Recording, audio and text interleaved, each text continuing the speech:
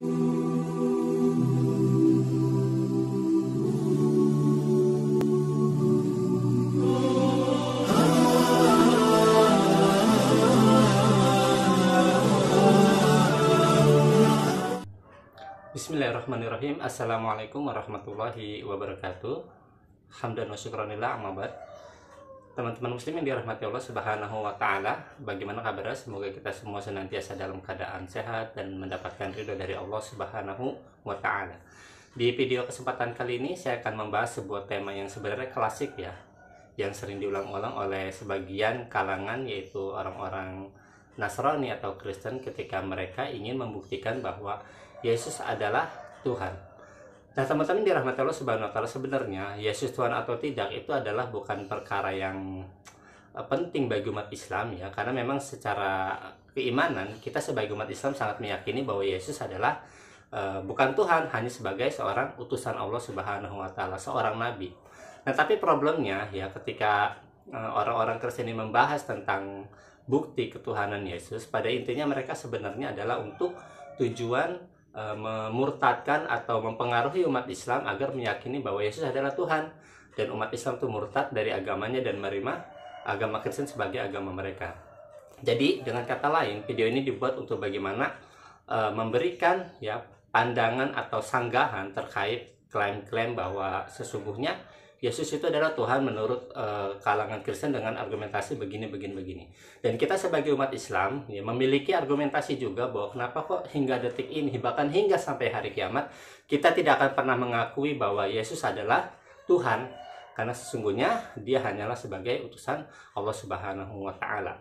Nah, teman-teman yang dirahmati Allah Subhanahu wa taala, jadi video yang saya akan sanggah ini adalah video yang dibuat oleh channel Tanpa Ragi, yang dia memberikan judul tentang apa bukti Yesus sebagai Tuhan ya. Jadi pandangan dia ini berangkat dari sebuah argumentasi tentang filsafat atau paham materialisme ya. Jadi paham yang hanya menyandarkan kebenaran itu berdasarkan materi-materi. Jadi mereka itu sebenarnya adalah paham yang tidak mengakui substansi dari roh, malaikat, jin, atau perkara-perkara gaib lainnya. Jadi sangat jelas ya, ketika barometer menanyakan Tuhan itu dengan barometer paham materialisme, itu tidak akan nyambung ya, karena sesungguhnya ya materialisme ini tidak akan mengakui atau tidak akan bisa menerima pandangan-pandangan yang memang tidak wujud dalam bentuk materi. Makanya ketika Tanpa Ragi mengatakan bahwa apa buktinya adanya Tuhan ya, dia mengatakan itu berdasarkan asumsi atau pandangan materialisme. Jadi Tuhan itu harus diwujudkan dalam bentuk materi. Padahal ya dalam Islam itu ya, Allah itu laisa kamitslihi syai'un ya. Allah itu laisa kamitslihi syai'un. Allah itu tidak sama dengan makhluknya. Allah itu tidak sama dengan ciptaannya. Sedangkan materi-materi yang ada di dunia ini itu adalah ciptaan Allah ya. Nah, sebelum saya menjawab apa buktinya Yesus adalah Tuhan, saya mau bertanya dulu untuk menyamakan bahasa ya. Apa buktinya Tuhan itu ada? Hah? Apa? Iya, ini pertanyaan yang serius. Coba kamu renungkan pelan-pelan. Apa buktinya Tuhan itu ada? Begini, kita mau membahas bukti kan? Bagaimana kita bisa membahas apa buktinya Yesus adalah Tuhan jika bukti keberadaan Tuhan aja nggak ada? Betul kan? Jadi apa buktinya Tuhan itu ada? Apa? Langit, bumi, dan segala ciptaannya. Begini guys, orang zaman dulu melihat petir, lalu bertanya-tanya, kenapa ada petir? Jawaban yang paling gampang adalah karena ada Tuhan. Zaman sekarang, orang-orang sudah tahu bahwa adanya petir karena ada perbedaan potensi listrik antara langit dan bumi. Zaman dulu, orang juga melihat hujan, lalu bertanya-tanya, kenapa ada hujan? Dan jawaban yang paling gampang adalah karena ada Tuhan. Zaman sekarang, orang sudah tahu bahwa adanya hujan karena ada penguapan air. Jadi, Segala pertanyaan kenapa begini, kenapa begitu yang kamu tidak mengerti, jawaban yang paling gampang memang karena ada Tuhan. Tetapi sebenarnya hal itu tidak membuktikan bahwa Tuhan itu ada.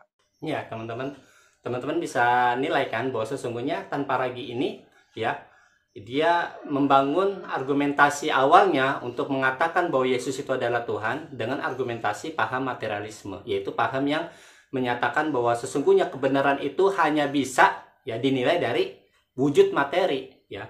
Karena paham materialisme ini tidak percaya dengan ada yang namanya roh, dengan ada yang namanya malaikat, dengan ada yang namanya Tuhan atau segala sesuatu yang bersifat tidak materialistik gitu, jadi bersifat goib. Ya, ini jelas ya sangat keliru ketika dia membangun argumentasi ya untuk membenarkan ketuhanan Yesus dengan bangunan argumentasi materialisme. Kenapa? Karena sesungguhnya nanti ujung-ujungnya ketika dia ingin membuktikan bahwa Yesus adalah Tuhan, itu juga akan tidak kepakai ini materialisme, karena materialisme ini tidak akan mengakui yang ada namanya Tuhan, tidak akan mengakui ada yang namanya kekuatan supranatural.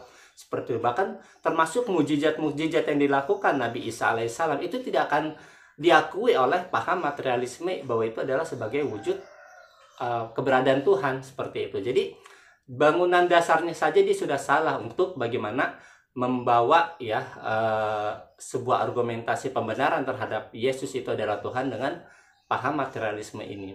Karena memang paham materialisme ini sangat tidak mengakui ya perkara-perkara yang di luar dari substansi materi itu sendiri ya. Jadi sebagaimana kita ketahui ini sangat bertentangan ya dengan prinsip orang beriman. Makanya kenapa disebut iman itu artinya percaya, karena kita percaya terhadap hal-hal yang gaib juga.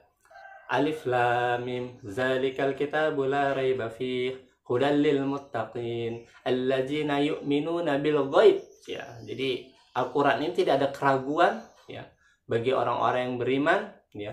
Di antara mereka adalah orang-orang yang beriman terhadap hal-hal yang gaib. Nah, teman-teman yang dirahmati Allah Subhanahu wa taala. Jadi memang untuk kita mengetahui atau meyakini keberadaan eksistensi Tuhan itu jangan pakai paham materialisme. Ya, karena paham materialisme ini juga sebenarnya sangat terbatas. Ya, karena dia tidak akan bisa mengungkap perkara-perkara yang memang sebenarnya itu di luar dari akal manusia. Ya, seperti misalnya tentang keberadaan tata surya alam semesta. Bisakah alam materialisme ini mengungkap ya bagaimana keteraturan tata surya alam semesta hingga penciptaan yang sangat luar biasa besarnya itu dianalogikan atau dipersepsikan atau pahami dengan akal saja sebagai sesuatu yang bersifat materi. Bagaimana bisa ya planet yang jumlahnya itu sangat banyak, bintang-bintang, galaksi ya, itu mereka itu beredar dengan sangat teratur di garis porosnya ya, di garis edarnya. Siapa yang menggerakkan ini? Siapa yang membuat keteraturan ini? Siapa yang membuat mereka hingga luar biasa tidak berbenturan antara yang satu dengan yang lainnya? Ya. Kata mereka itu mungkin hanyalah kejadian alamiah, tidak bisa ya. Kalau memang secara alamiah ya, mereka anggap itu adalah bagian dari tarik-menarik antara gravitasi satu planet, satu bintang dengan bintang lainnya, satu planet dengan planet lainnya. Padahal banyak peristiwa bagaimana benda-benda langit itu juga ya menyimpang dari garis porosnya dan membentur planet lain misalnya. Atau mungkin beberapa benda langit yang mungkin masuk ke black hole misalnya. Yang sebenarnya itu akan mengganggu yang namanya tarik-menarik gravitasi jika kita hanya berasumsi keteraturan alam semesta itu berdasarkan tarik-menarik antara gravitasi sehingga mereka menyebabkan perputaran yang sangat seimbang. Tidak kan? Ketika ada yang menyimpang, logikanya itu akan pasti terjadi kekacauan dalam tarik-menarik gravitasi tersebut sehingga terjadi yang namanya benturan. Tapi tetap ya, alam semesta ini bisa stabil, alam semesta ini luar biasa teratur ya. Itu siapa yang menggerakkan? Ya jelas ya, keteraturan alam semesta ini tidak lain dan tidak bukan adalah wujud keberadaan Allah Subhanahu wa taala yang maha mengatur, yang maha menciptakan, yang maha membuat sesuatu ya di alam semesta ini menjadi teratur seperti itu. Jadi kalau misalnya kita jangkau hanya berdasarkan wujud materi saja, maka kita akan menemukan kebuntuan. Sebagai contoh misalnya, bagaimana ya kaum materialisme ini membuktikan adanya pikiran. Kata mereka, bisa kan dengan cara membuat karya itu termasuk kita itu adanya pikiran. Oh tidak, ya. Pikiran itu kan harus wujud gitu. Wujudnya kayak apa gitu. Itu kan hanya karya, ya. Hanya sebuah karya, ya, hanya sebuah ciptaan. Sedangkan pikiran itu bentuknya kayak apa? Ya. Atau kita sebut saja orang materialisme ini tidak punya pikiran, ya. Karena memang mereka kan harus sesuatu itu berwujud materi. Ya, wujud materi pikiran itu apa? Karya itu bukan pikirannya, karya itu hasil. Makanya ada gak? Nah begitu juga dengan keberadaan Allah Subhanahu Wa Taala, keberadaan Tuhan. Di mana kita bisa mengetahui adanya Tuhan? Itu dari ciptaannya, ya, dari ayat-ayat qauliyah yang ada di dalam kitab suci, juga dengan ayat-ayat kauniyah yang ada di alam semesta ini, ya. Makanya, ya, dalam Islam itu, ya, kita meyakini keesaan Allah Subhanahu Wa Taala itu berdasarkan pengakuan Allah sendiri di dalam Al-Quran, yaitu Allah menyebut diri sebagai Rob, sebagai Tuhan, sebagai semesta alam, Rabbul Alamin, ya, Tuhan semesta alam. Itu ditegaskan oleh Allah berulang-ulang dalam ayat Al-Quran, termasuk dalam Quran surat Al-Ikhlas, Qul huwallahu ahad. Katakanlah Allah itu Esa, Allahus Samad, ya, Allah tempat bergantung segala sesuatu, ya. Dan juga ayat-ayat yang lainnya. Nah, teman-teman dirahmati Allah Subhanahu Wa Taala, maka problem krusial yang ada di dalam agama Kristen itu adalah terletak pada bagaimana, ya, kitab suci mereka sendiri tidak mengakui bahwa Yesus adalah Tuhan. Tidak akan pernah kita temukan dalam Injil atau dalam Bible bahwa Yesus itu mengaku Tuhan. Maka secara ayat kauliyah, ya, keberadaan Yesus ini terbantah karena memang dia bukan Tuhan berdasarkan kitab sucinya sendiri. Ya, tidak ada satupun ayat dalam Alkitab mengatakan bahwa Yesus adalah mengaku diri sebagai Tuhan. Berbeda dengan Al-Quran yang mengatakan bahwa Allah adalah Rabb semesta alam yang harus disembah, yang harus diibadahi, yang harus kita taati. Nah, teman-teman yang dirahmati Allah Subhanahu Wa Taala, begitupun dengan ayat-ayat kauniyah. Ya, keberadaan Allah Subhanahu Wa Taala, keberadaan Tuhan itu bisa diwujudkan dalam bentuk ciptaannya. Banyak peristiwa-peristiwa yang di alam semesta ini yang tidak bisa dijangkau akal manusia, ya. Keterluasan alam semesta, berbagai macam, ya, ciptaan Allah yang sangat luar biasa, ya. Kalau kita bertanya pada diri kita sebagai manusia, bisakah kita melihat, ya, seluruh alam semesta atau seluruh ciptaan Tuhan ini? Tidak akan bisa, saking luasnya, karena betapa kecilnya kita sebagai manusia. Lalu bagaimana mungkin ketika ciptaannya saja kita tidak bisa melihat semuanya, lalu kita bisa melihat penciptanya gitu di dunia ini? Itu secara logis tidak akan bisa. Ciptaannya saja tidak bisa kita lihat seluruhnya, apalagi penciptanya. Mulai dari benda yang sangat kecil hingga yang sangat besar, ya, kita, ya, sulit untuk melihat seluruhnya. Bahkan yang ada di dunia ini saja, yang nampak saja, kita belum tentu bisa melihat seluruhnya.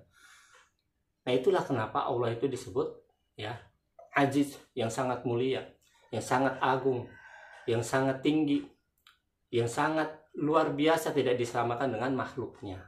Nah, sedangkan orang Kristen mengakui Tuhan itu, ya, Tuhan itu bisa dilihat, ya. Tuhan itu bisa bentuk visualisasikan dalam bentuk manusia, ya. Sedangkan mereka menganggap bahwa wujud bukti bahwa Yesus adalah Tuhan ialah dia memiliki mujizat-mujizat yang sangat luar biasa. Padahal teman-teman dirahmati Allah Subhanahu Wa Taala, dalam Islam, dalam keyakinan Islam, para nabi dan rasul yang diutus oleh Allah Subhanahu Wa Taala untuk menyebarkan kebenaran, menyebarkan ajaran tauhid, menyebarkan, ya, keesaan Allah Subhanahu Wa Taala, agar bagaimana hanya Allah saja yang diibadahi, hanya Allah saja yang disembah. Itu juga beberapa para nabi dan rasul Allah karuniakan mukjizat. Di antaranya ialah Nabi Ibrahim yang tidak mempan dibakar api, Nabi Musa yang bisa membelah lautan, ya, dan lain sebagainya. Lalu apakah kita mengatakan bahwa sesungguhnya Nabi Ibrahim yang tidak mempan dibakar api itu adalah bentuk atau bukti bahwa Nabi Ibrahim adalah Tuhan karena dia memiliki mukjizat? Atau kita juga misalnya mungkin mengatakan bahwa Nabi Musa itu adalah Tuhan karena dia bisa membelah lautan yang tidak bisa dijangkau akal manusia, yang tidak bisa dilakukan oleh sembarang manusia. Begitupun sebenarnya mukjizat yang ada pada Nabi Isa alaihissalam ataupun Yesus. Ya, kita meyakini itu adalah bagian dari mukjizat atau kelebihan dia sebagai nabi dan rasul utusan Allah yang Allah berikan mukjizat kepadanya untuk memberikan bukti kepada manusia bahwa sesungguhnya Allah tuh ada, ya, bahwa sesungguhnya Tuhan yang Maha Esa tuh ada, ya. Dengan apa? Ya dengan dia diberikan mukjizat, dengan cara bisa menyembuhkan orang sakit, menghidupkan orang mati dengan izin Allah Subhanahu wa taala. Ya bukan karena kehendak dirinya sendiri. Di beberapa ayat Al-Quran itu sudah disebutkan bahwa sesungguhnya ketika Nabi Isa alaihissalam melakukan mukjizat-mukjizat yang di luar akal manusia, itu adalah dengan izin Allah Subhanahu wa taala. Ya, jadi sebenarnya Islam itu nggak norak gitu ya.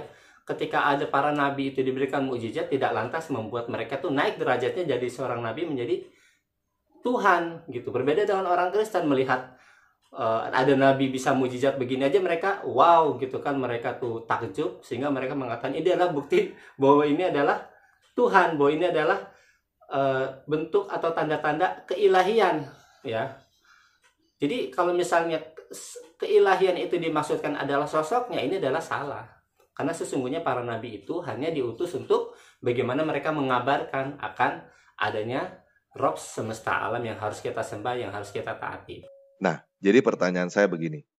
Apakah kamu fair ketika kamu menuntut bukti bahwa Yesus adalah Tuhan, sedangkan kamu sendiri percaya buta bahwa Tuhan itu ada tanpa bukti? Tanpa ragu ini melakukan kesalahan sebagaimana yang sudah saya sampaikan tadi ya, bahwa dia ingin ya memberikan bukti ketuhanan Yesus itu berdasarkan paham materialisme.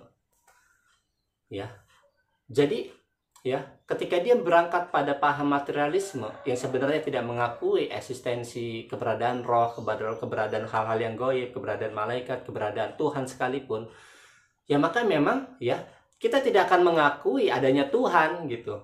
Jadi orang materialisme itu ya memang ya buat apa argumentasi itu didasarkan untuk bagaimana membenarkan ketuhanan Yesus. Jadi ketuhanan Yesus itu sebenarnya harus diuji bukan dengan paham materialisme, tapi dengan apa? Dengan Alkitab itu sendiri, ya. Jadi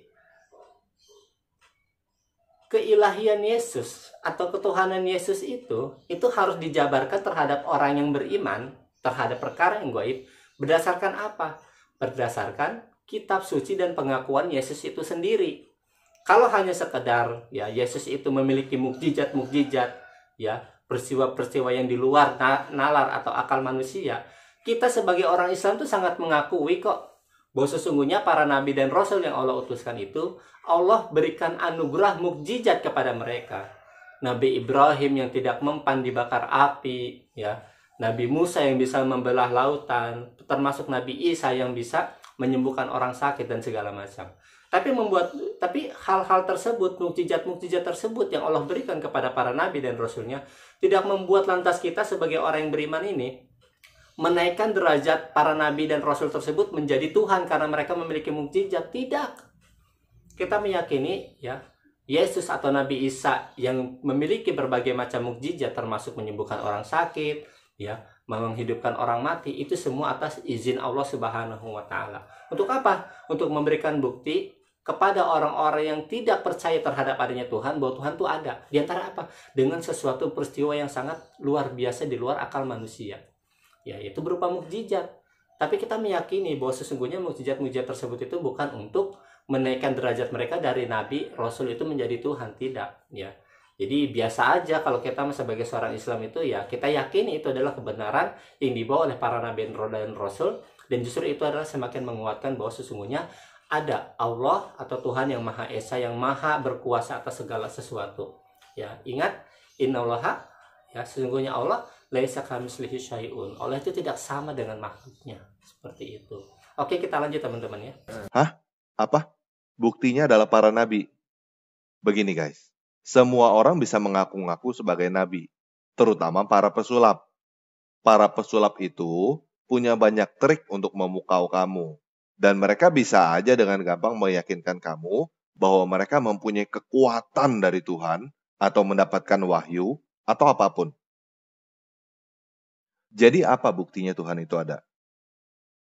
Iya teman-teman dirahmati Allah Subhanahu wa taala. Jadi lagi-lagi ya, tanpa ragi ini melakukan sebuah kesalahan ya, karena dia menyandarkan ingin membuktikan keberadaan Tuhan itu dengan paham materialisme. Jadi bukti Tuhan itu apa? Disebutkan contohnya tadi ya. Bukti Tuhan itu misalnya ada diutusnya para nabi dan rasul. Ya, karena memang para nabi dan rasul itu ya, teman-teman yang dirahmati Allah Subhanahu wa taala, itu diberikan bekal mukjizat oleh Allah Subhanahu wa taala. Ya. Makanya kita tanya deh, orang-orang Kristen itu sebenarnya meyakini gak sih Nabi Musa dan Nabi Ibrahim itu adalah utusan Allah? Kalau mereka meyakini, ya berarti mereka meyakini eksistensi adanya nabi sebagai bentuk wujud ya, pengkabaran kepada manusia bahwa sesungguhnya ada Rob atau Tuhan yang harus kita sembah, yaitu Allah Subhanahu wa taala. Ya. Jadi sangat aneh ya pemikiran tanpa ragi ini yang mengaku Kristen tapi dia menyandarkan pemahamannya pada materialisme ya. Untuk membantah bahwa eksistensi nabi itu tidak bisa dibuktikan ya, karena orang bisa saja mengaku nabi dan rasul, kan tidak serta-merta seperti itu. Dalam sejarah perjalanannya kita mengakui bahwa sungguhnya para nabi dan rasul juga diberikan mukjizat ya. Mukjizat kelebihan yang itu tidak bisa dilakukan oleh sembarang manusia, oleh seluruh manusia ya. Hanya manusia-manusia pilihan yang Allah berikan mukjizat ya untuk membuktikan kenabian dan kerasulan mereka. Ya diantaranya tadi saya sebutkan Nabi Ibrahim alaihissalam tidak mempan dibakar api, Nabi Musa alaihissalam bisa membelah lautan, ya Nabi Isa bisa menyembuhkan orang sakit, termasuk Nabi Muhammad Shallallahu Alaihi Wasallam. Ya dalam beberapa riwayat disebutkan ya beliau ya padahal waktu itu belum ada kendaraan canggih, diperjalankan oleh Allah Subhanahu Wa Taala dalam peristiwa Isra Mi'raj dari Mekah ke Masjidil Aqsa di Palestina dalam satu malam. Dan beliau bisa menyebutkan beberapa jumlah tiang Masjidil Aqsa pada saat itu.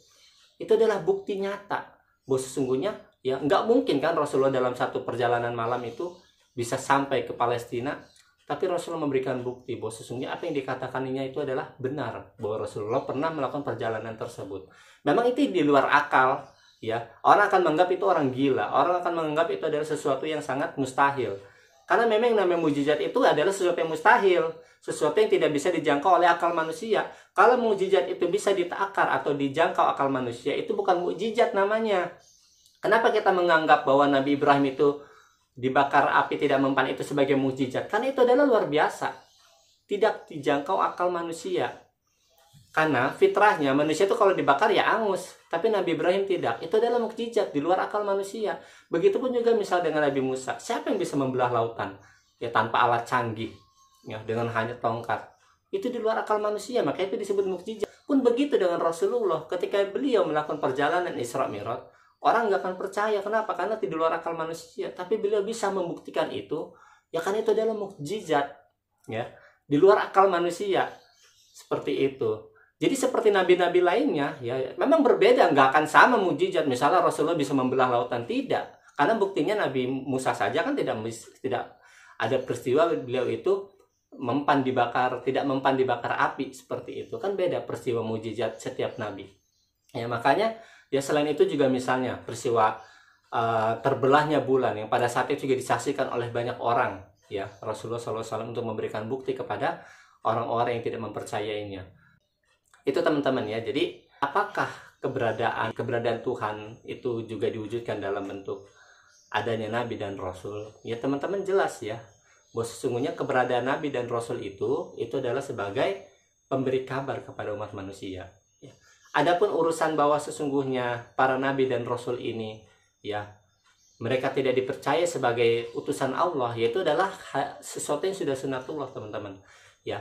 Peristiwa ini bukan hanya dialami oleh Rasulullah Muhammad SAW, meskipun sudah memberikan banyak sekali bukti, ya, keterangan yang nyata, yang jelas, baik itu dalam bentuk mukjizat maupun dalam bentuk hal-hal lainnya kepada orang-orang yang pada saat itu mengingkari keberadaan Allah Subhanahu Wa Taala, ya, maka tetap saja, ya, bahwa sesungguhnya peristiwa tersebut juga dialami oleh para nabi sebelum Nabi Muhammad SAW. Seperti Nabi Ibrahim, seperti Nabi Musa, termasuk Nabi Isa alaihissalam yang menyebarkan tentang keesaan Allah Subhanahu Wa Taala. Namun banyak di kalangan umat pada saat itu juga menolak, ya, apa yang disampaikan oleh Nabi Isa alaihissalam terkait kita hanya beribadah kepada Allah Subhanahu Wa Taala saja.